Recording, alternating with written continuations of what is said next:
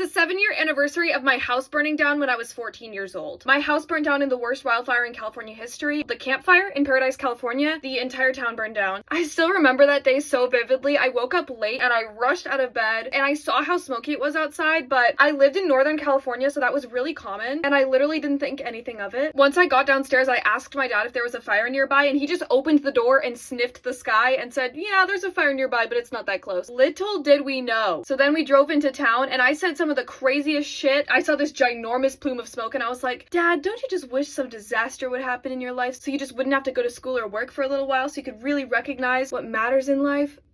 Bitch. My dad and I had a really deep convo because that's what he did, and then I ran in to high school. I was pretty much always 1 minute late and I always got detention for it. That morning was the last time where I was able to have the kind of worries a 14-year-old actually should have. Like, I was worried about how I didn't do my homework, how I was gonna have to do my homework in class. I was also going through a huge friend falling out at the time, but for whatever reason, while I was doing my homework in class, I left my phone on the table and I saw that my dad had texted the family group chat saying that we were being evacuated, and I immediately thought, I need to not be at school right now. I need to be helping my dad evacuate. He's incompetent.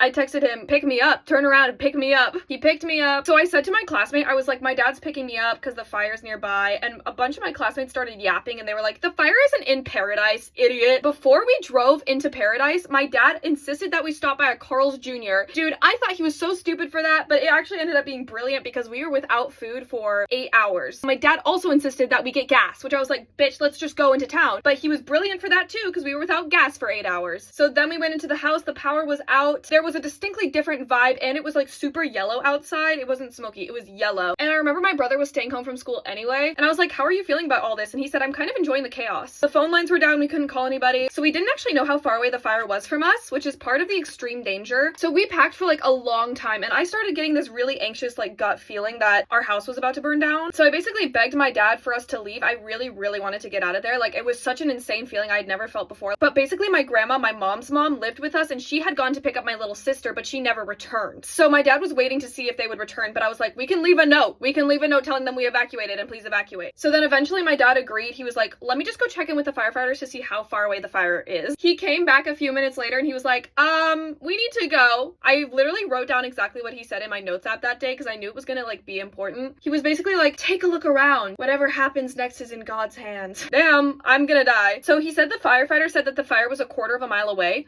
which by the way, it was moving a mile a minute.